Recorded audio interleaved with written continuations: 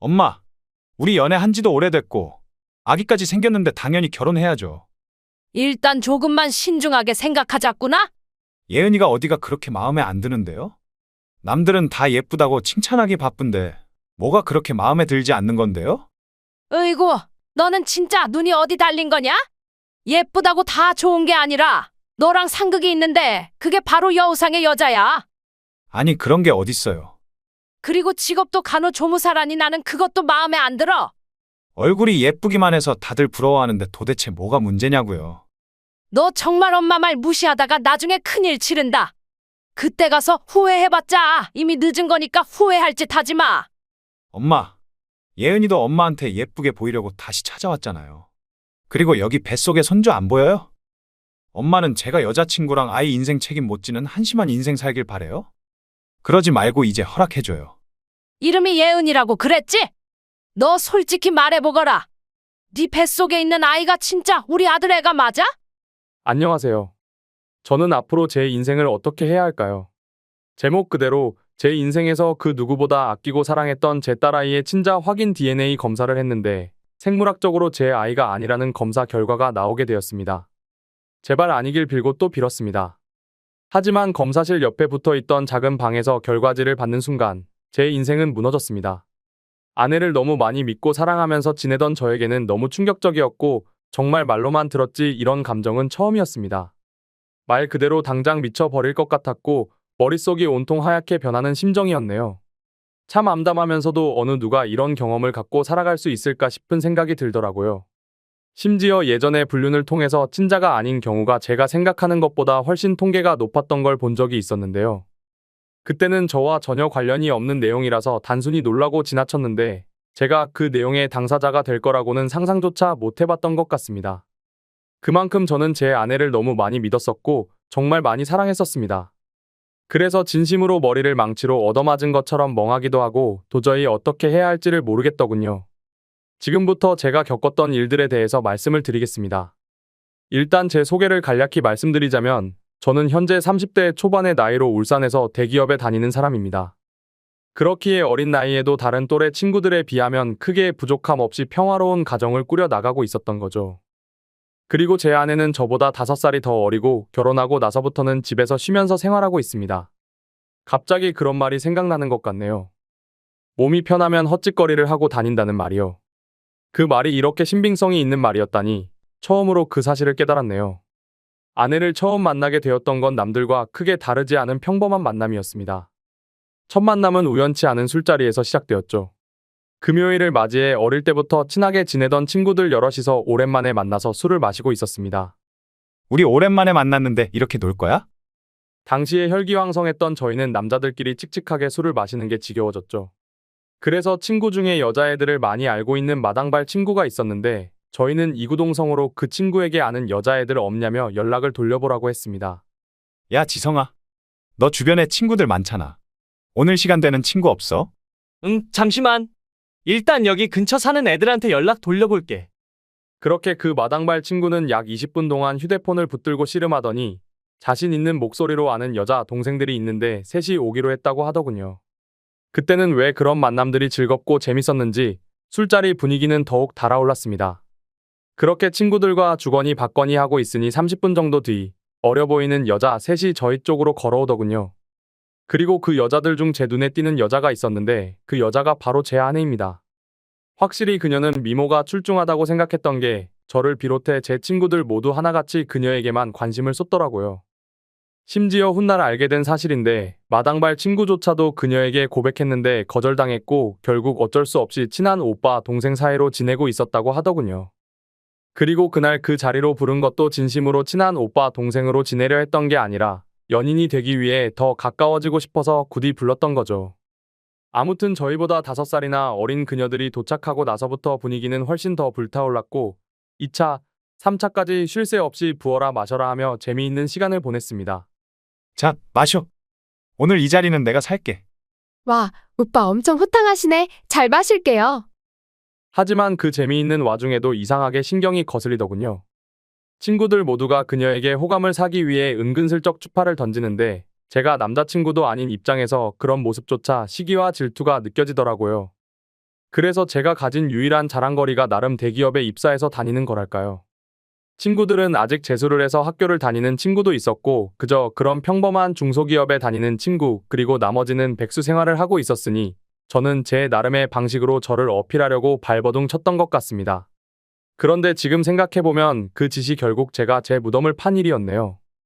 제가 대기업에 다닌다고 하자 다른 여자애들은 별 반응이 없었는데 의외로 제가 반했던 그녀만큼은 뭔가 모르게 저에게 말을 걸고 술자리를 옮길 때도 일부러 제 옆에 앉더라고요.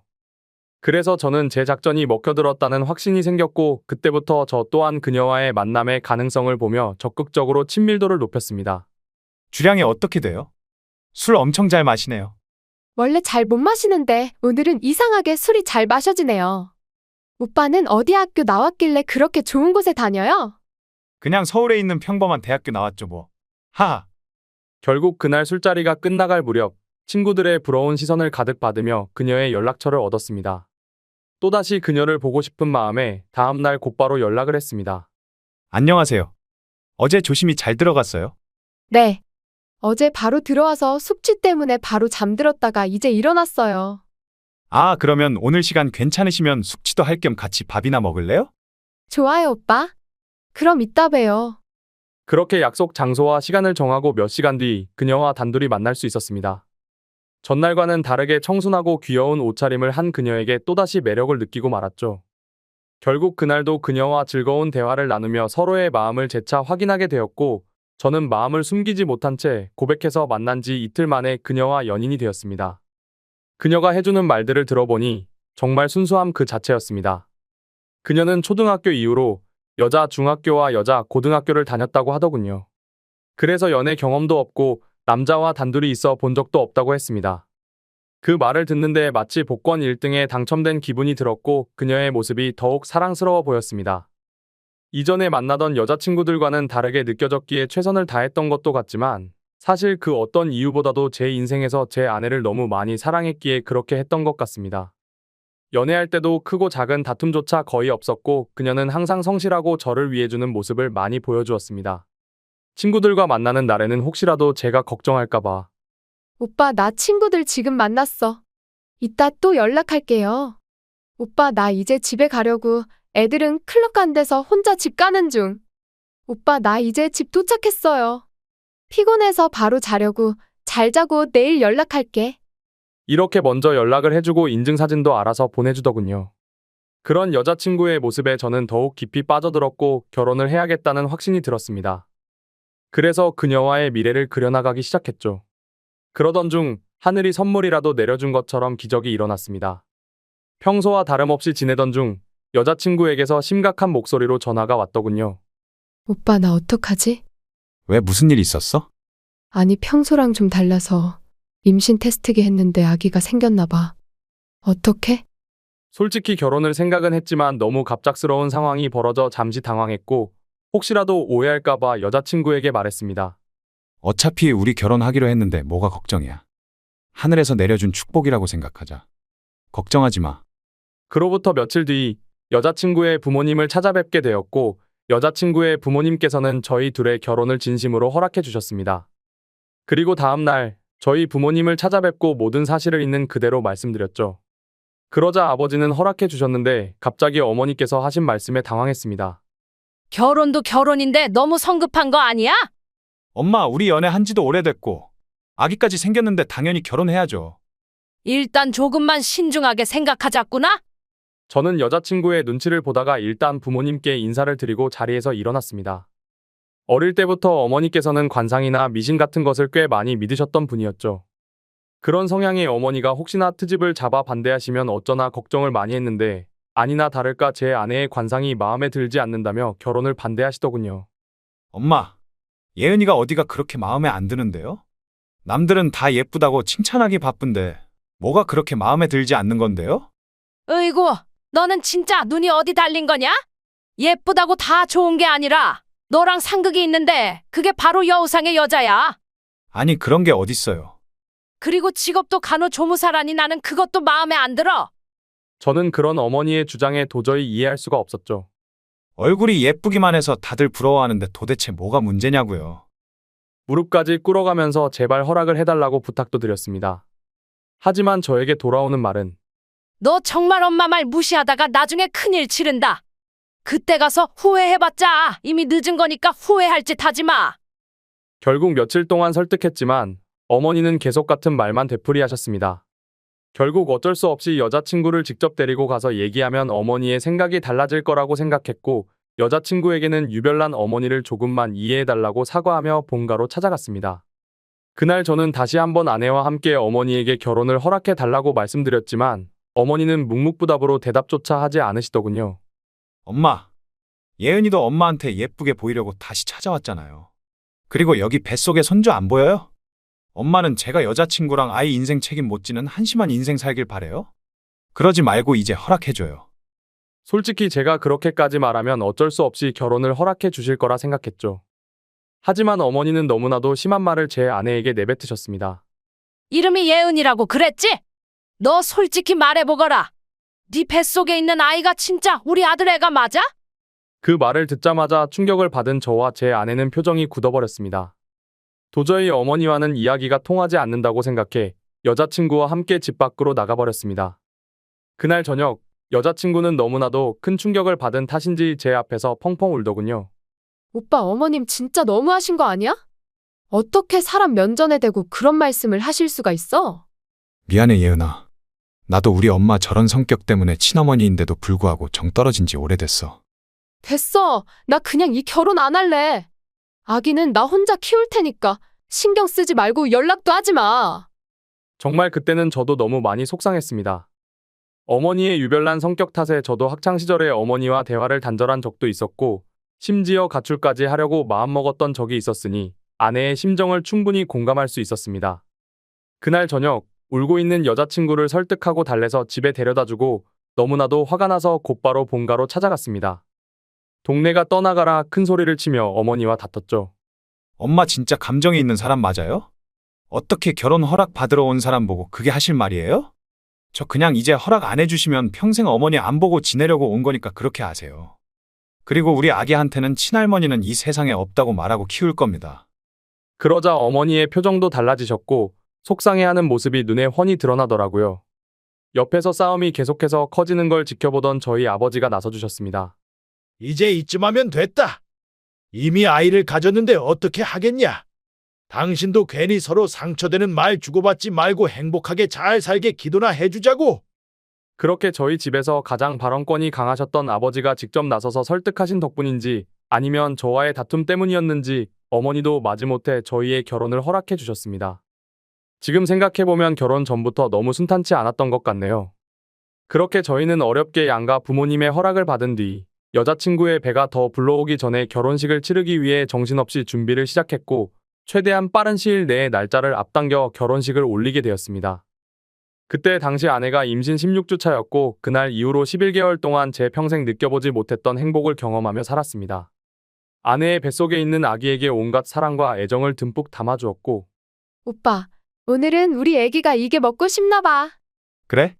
잠시만 기다려, 자기야.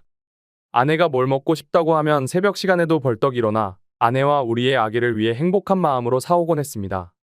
사실 그때도 약간 마음에 걸리는 부분이 없진 않았습니다. 어릴 때부터 부모님을 곁에서 모시고 살고 싶었고 주변 사람들에게도 늘 입버릇처럼 부모님을 모실 수 있는 신부감을 만나겠다고 말할 정도였죠.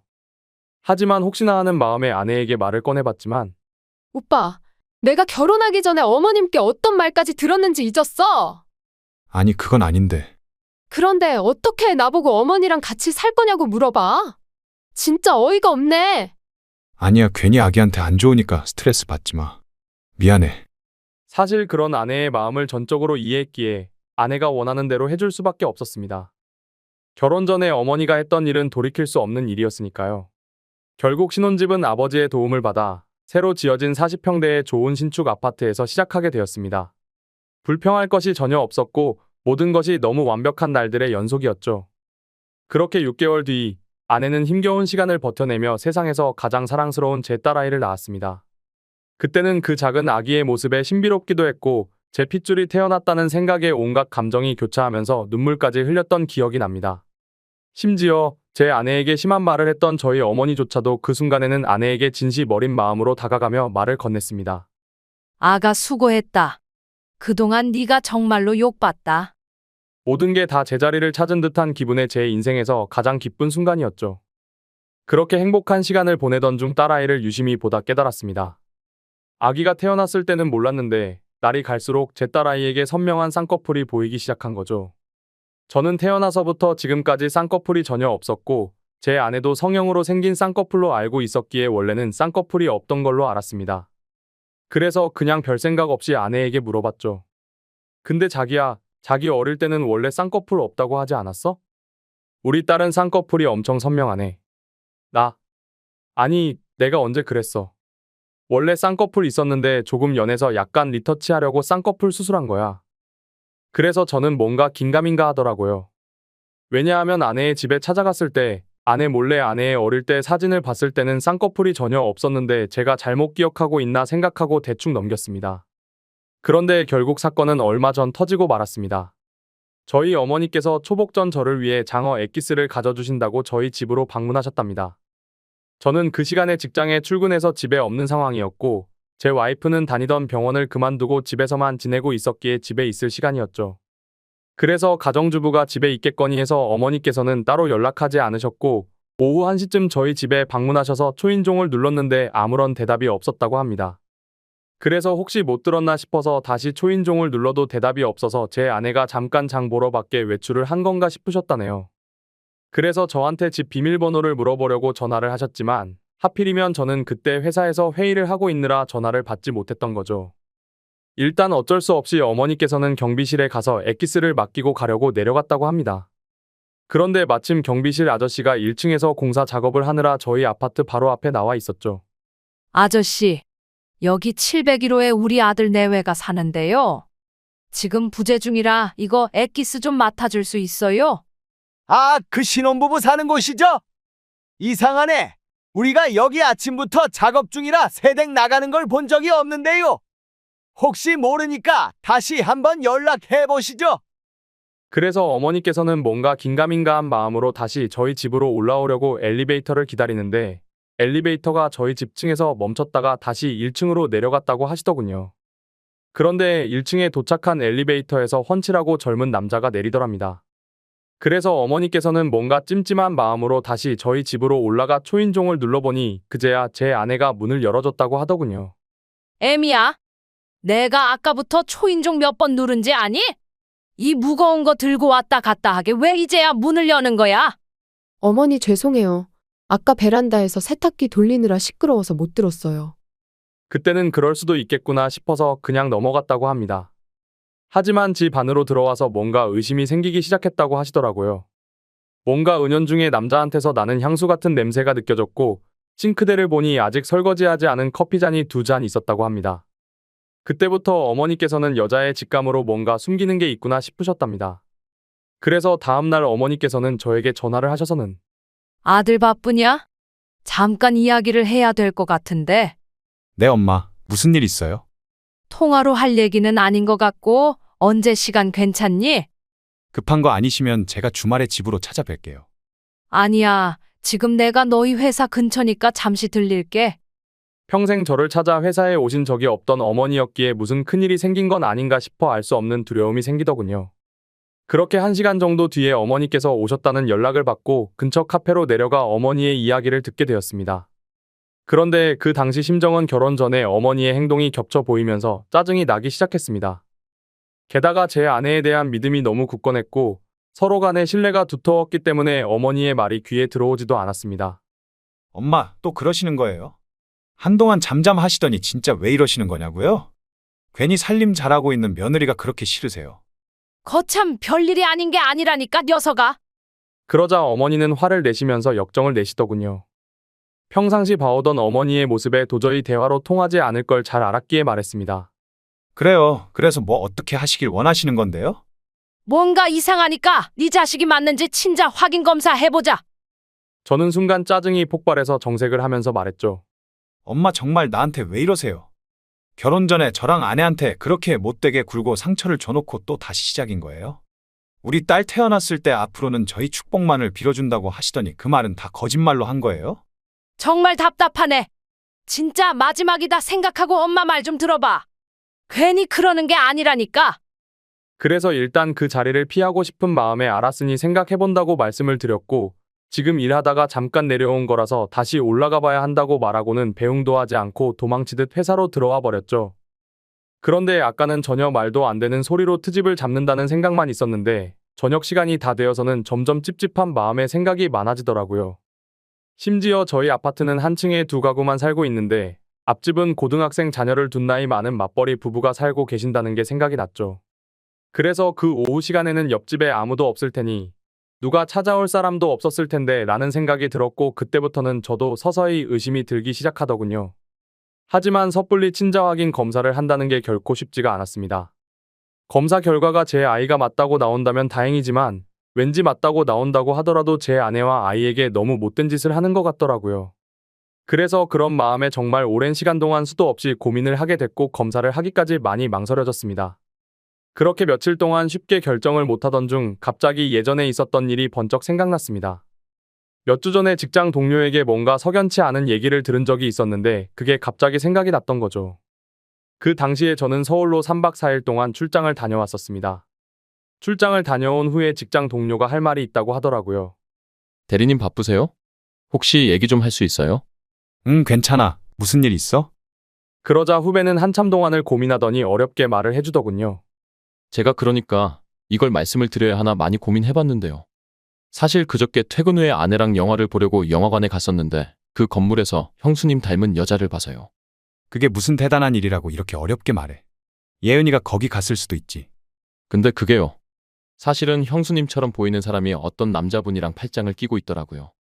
솔직히 갑자기 그런 말을 들으니 깜짝 놀라지 않을 수가 없더라고요.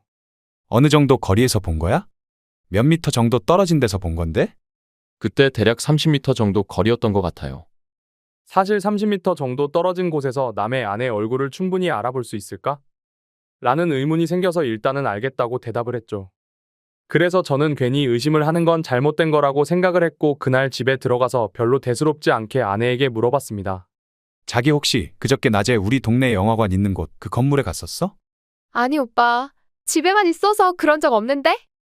라고 하면서 아무 일도 없다는 듯이 웃으며 말하더군요. 그래서 저는 태어난 아내의 모습을 보면서 역시나 닮은 사람을 착각한 거구나 싶었습니다. 하지만 지금에서야 생각하니 아내의 말만 듣고 그걸 무조건 믿는 건 잘못된 게 아닌가 싶었고, 지금처럼 이렇게 아내를 의심한다는 것 자체가 잘못된 거니까 믿음을 확고하게 하기 위해서라도 검사를 받아야겠다고 결정을 내렸습니다. 그렇게 결국 검사를 받게 되었고, 꿈에서조차 상상하지 못했던 검사지를 받게 되었습니다. 그때 그 검사지를 받아보고 나서는 딸 아이가 생각나면서 눈물부터 났고, 저를 속이고 기만했던 아내를 생각하니 너무 화가 나서 정신을 놓아버릴 것 같더라고요. 그리고 이 악몽 같은 현실을 부모님께 어떻게 말씀을 드려야 할지 너무 막막했습니다. 그렇다고 결과를 끝까지 숨기고 살아갈 수 없는 이유가 친자 확인을 한 것을 부모님이 이미 알고 계셨기 때문이죠. 친자 확인 검사를 무조건 해봐야 한다면서 강력히 요구하고 매일같이 연락을 하셨기에 짜증이 났었죠. 그래서 저는 절대 아닐 거라고 맹신하고서 주말까지 결과가 나온다고 자신있게 말씀을 드렸고, 주말에 직접 찾아뵙고서 말씀드리기로 했기 때문에 더 이상은 피할 수 없는 노릇이었습니다. 일단 그날은 충격이 너무나도 컸기 때문에 생각이 필요했었죠. 아내에게는 급한 출장이 잡혀서 내일 들어간다고 말하고는 숙박업소를 잡아서 정신 나갈 만큼 술을 마셔댔습니다. 정말 하염없이 눈물만 나더군요. 제 인생에서 처음으로 겪는 기분이었습니다. 술이 들어가면 들어갈수록 도대체 어떤 놈이 생부인지도 궁금해졌고, 아내의 배신감에 너무 역겨워서 사진첩에 있는 사진부터 모조리 지워버렸습니다. 그리고 그토록 사랑하고 내 목숨보다 소중했던 딸의 사진을 보고 있으니 갑자기 너무 꺼림직해 보이더라고요. 그렇게 이쁘던 우리 딸이 내 피 한 방울도 안 섞인 남의 딸이라는 사실을 알고 나니 그렇게 보였습니다. 참 그런 제 모습이 너무 암담했고 제 자신도 너무 괴로웠습니다. 일단 생각을 정리하고 나서 아내에게는 당장 비밀로 하기로 했습니다. 왜냐하면 그런 역겨운 짓을 하고도 뻔뻔히 살아가는 여자에게 골탕을 먹이고 싶었거든요. 그래서 다음날 아무렇지 않게 집으로 들어갔고 아내에게 말했습니다. 여보, 이번 주말에 집안 어른들이 찾아오셔서 같이 본가에 가야 할 것 같아. 사람들이 많이 오니까 아이는 처갓집에 맡기고 가자. 그렇게 주말이 찾아왔고 운전해서 가는 동안 저는 평소와 달리 아내에게 말을 걸지 않았습니다. 아내도 그런 제 모습을 보더니 뭔가 이상한 낌새를 눈치챘는지 모르는지 세상 편하게 잠을 자더군요.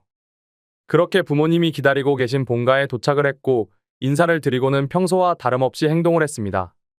그러고는 다 같이 점심 식사를 마치고 커피를 마시고 있는데 어머니께서 저를 안방으로 부르시더군요. 방문을 열고 들어가자마자 어머니는 더 이상 참을 수가 없으셨는지 어떻게 된 거야? 친자 확인 검사 결과 나왔어? 저는 아무 말 없이 그냥 결과지를 보여드렸습니다. 그 결과를 보신 어머니는 당연히 난리가 나셨고 그 다음부터는 온 집안이 난장판이 되기 시작했습니다. 어머니께서는 곧바로 방을 뛰쳐나가셨고 거실에 앉아있던 아내에게 내가 너 이럴 줄 알았다. 네가 우리 집안 망치려고 작정한 거지? 이 더러운 짐승만도 못한 거사. 아무것도 모르고 계시는 아버지께서 오히려 더 당황해 하셨고 어머님 왜 이러세요? 정말 저한테 왼수 졌어요? 당신 뭐 하는 거야? 정신 나갔어? 당신도 이것 좀 봐요. 이거 보고도 그런 말 나올 수 있겠는지. 라고 말하며 결과지를 건네주셨죠. 그리고 그 결과지를 보신 후 아버지도 표정이 어둡게 굳어지셨고 아무 말 없이 계셨습니다. 그제서야 어리둥절한 와이프가 당황해하면서 어머님 왜 그러시는 건데요? 네 자식 도대체 어떤 놈 자식이냐? 우리 아들 자식도 아닌데 어디서 남의 자식을 배워와서 이따위 사기를 치냐고. 아니 어머님 그게 무슨 말씀이에요? 당연히 오빠 자식이죠. 이걸 보고도 그딴 소리가 나와. 어머니는 검사 결과지를 아내에게 집어 던지셨죠. 결국 그 검사 결과지를 보더니 모든 게 다 들통난 걸 알게 된 아내가 무릎을 꿇고 엎드려서는 빌면서 말했습니다. 어머님 죄송해요. 정말 일부러 그런 거 아니에요. 됐고, 너 당장 내 눈앞에서 사라져라. 진짜 무슨 짓 할지도 모르겠으니까.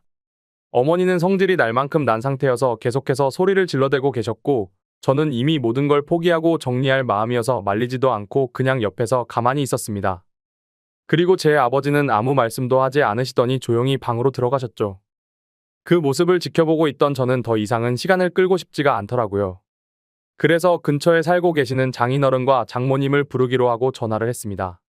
장인어른, 지금 좀 심각하게 급한 일이 생겨서 그러는데 아이는 처제한테 맡기고 장모님이랑 같이 좀 와주실래요?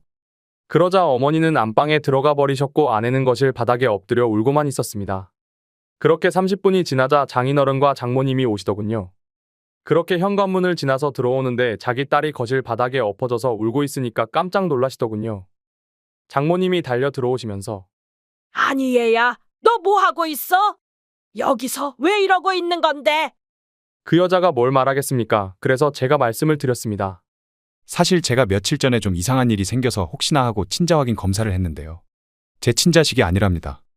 그러자 그 말을 들은 두 분 다 아무 말씀도 못 하시더니 아니 그게 말이 돼? 내 딸이 왜 그런 걸로 김서방을 속여? 미안해 하기는커녕 오히려 화를 내는 모습에 저는 대꾸도 하고 싶지 않았고 조용히 결과지를 보여드렸습니다. 그랬더니 그때부터는 장인어른이 절대 믿지 못하겠다고 하시더군요. 자네 이런 사람이었어? 혹시 여자 생긴 거야? 그래서 내 딸이랑 이혼하려고 이따위 쇼를 하는 거 아니야? 그 말을 듣는 순간 정말 기가 막혀서 할 말이 안 나왔습니다. 그때 안방에서 가만히 듣고만 있던 어머니께서 나와서 막 따졌습니다.